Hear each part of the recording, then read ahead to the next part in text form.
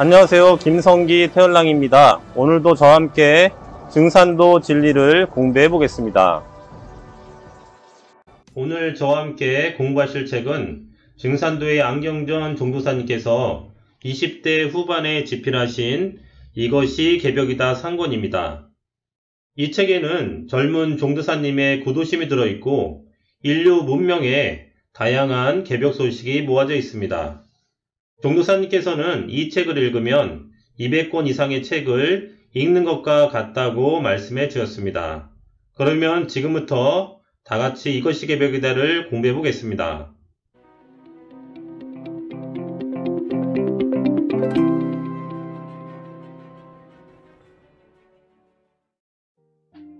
과거와 함께 현재 시간은 위대한 조비알 리스트에 의해서 심판을 받으리라. 그 세상은 피곤하게 되고 성직자들에게 배신을 당하리라.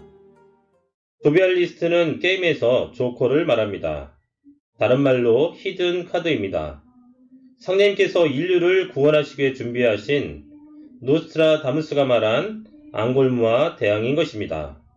그에게 심판을 받는다고 했으니 성령님을 대신해 일을 한다는 것을 알 수 있습니다. 기독교에서 2000년 동안 구원을 외쳐왔지만 진정한 구원의 주체가 아니기 때문에 성직자들에게 배신을 당한다고 말한 것입니다. 조비알 리스트는 목성 기운을 받은 사람을 말합니다. 동양의 우주론에서는 이 목성 기운 받은 사람을 감목이라고 합니다. 다시 말해서 감목의 기운으로 태어난 사람이 바로 조비알 리스트라는 것을 말해주는 것입니다. 동양인들이 자기 고향을 떠나리라. 아펜닌 산맥을 넘어 고래에 이르리라. 하늘과 물과 눈을 넘어 누구나 그의 장대로 맞으리라. 상제님을 대행해서 인류를 구원하는 사람은 동양인, 정확히 말하면 한국인입니다. 그런데 그냥 구원하는 것이 아닙니다. 하나님께서 주신 구원의 신물이 있습니다. 여기서는 그의 장대라고 표현했는데 이 장대는 하나님의 도장입니다. 다가오는 가을 개벽기에는 그 누구도 이 하나님의 도장을 통해서만이 구원을 받을 수가 있는 것입니다. 요한계시록 7장을 보면 또 봄에 다른 전사가 살아계신 하나님의 인을 가지고 해돋는 대로부터 올라와서 땅과 바다를 해롭게 할 권세를 얻은 내 천사를 향하여 큰 소리로 외쳐 가로되 우리가 우리 하나님의 종들의 이마에 인치기까지는 땅이나 바다나 나무나 해하지 말라 하더라. 이 말씀처럼 구원의 하나님의 도장이 나옵니다. 실물이 있다는 말씀입니다. 하나님의 도장이 있어야 진정한 구원자의 역할을 할 수 있는 것입니다. 이것이 진짜와 가짜를 구분하는 가장 손쉬운 방법인 것입니다. 기독교와 마찬가지로 불교도 우주 심판의 날에 사람을 살리는 구원의 도장, 바다 해자 도장인자, 해인 사상이 있습니다. 다만 실물이 없기 때문에 고려시대의 몽고 침입 시 8만 대장경을 모아놓기 위해서 해인사를 만든 것입니다. 성직자에게 배신 당하리라는 노스트라다무스의 경고가 다만 기독교만의 일은 아닌 것입니다. 우리 얼굴을 보면 하나님의 도장을 받는 눈썹 사이에 인당이 있습니다. 도장인자, 집당자, 하나님 상제님의 구원의 도장을 받는 자리라는 뜻입니다. 인당은 영혼과 육체가 연결된 혼줄이 붙어있는 자리입니다.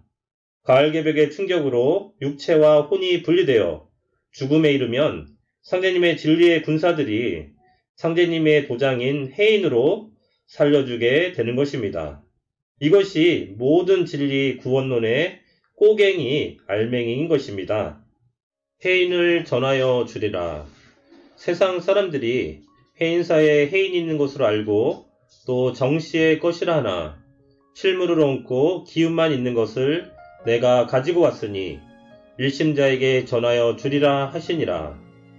상제님께서는 상제님을 잘 믿는 자에게 해인을 주신다고 말씀하셨습니다. 증산도에는 바로 이 해인이 실물로 존재합니다.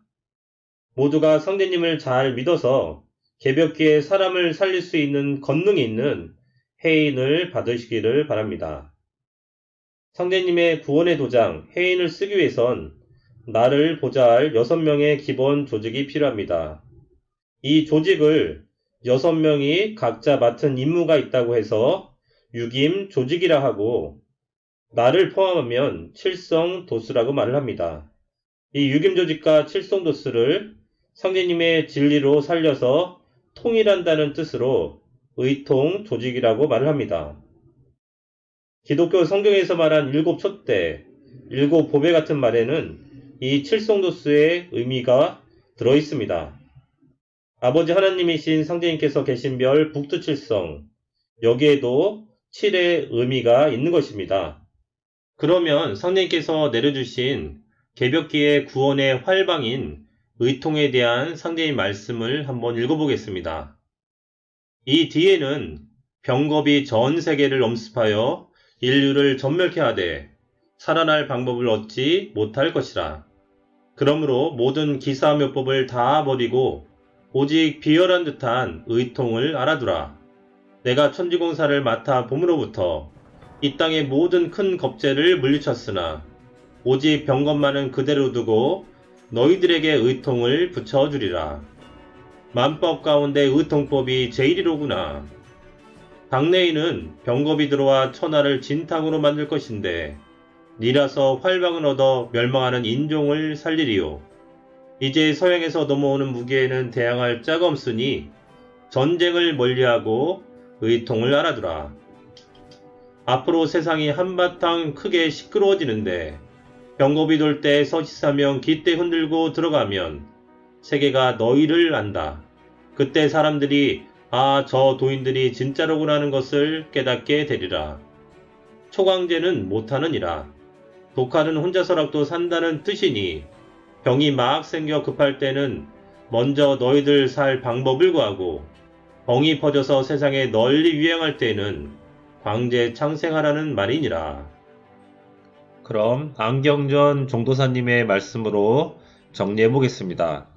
그래서 이제 마지막 이야기에서 체험 갱생의 시간, 태을주 조화주문을 좀 읽는 시간인데, 가을 대개벽에서 이제 우리가 생존하는 실제적인 구원의 문제로서 이 인류를 살려내는 바로 상제님의 천명이 있는데, 그건 뭐냐? 한마디로 앞으로 이제 이 병난이 돌 때, 지구에 3년 동안 이 이름 모르는 괴질병이 전 지구를 엄습할 때 여기서 살려내는 바로 그 구원 조직, 그건 이제 의통 조직이라고 그러는데, 상제님이 전해주신 천상 옥좌로 돌아가시기 전날 밤 기유년 독입 39년 상제님 39세 되시던 해 서력으로 1909년 바로 음력 6월 23일 날 밤 깊은 밤에 개벽대장 박공호 성도를 침소로 부르셔가지고 내가 이 세상에 온 것은 너희들에게 이 의통을 전수해 주기 위함이다.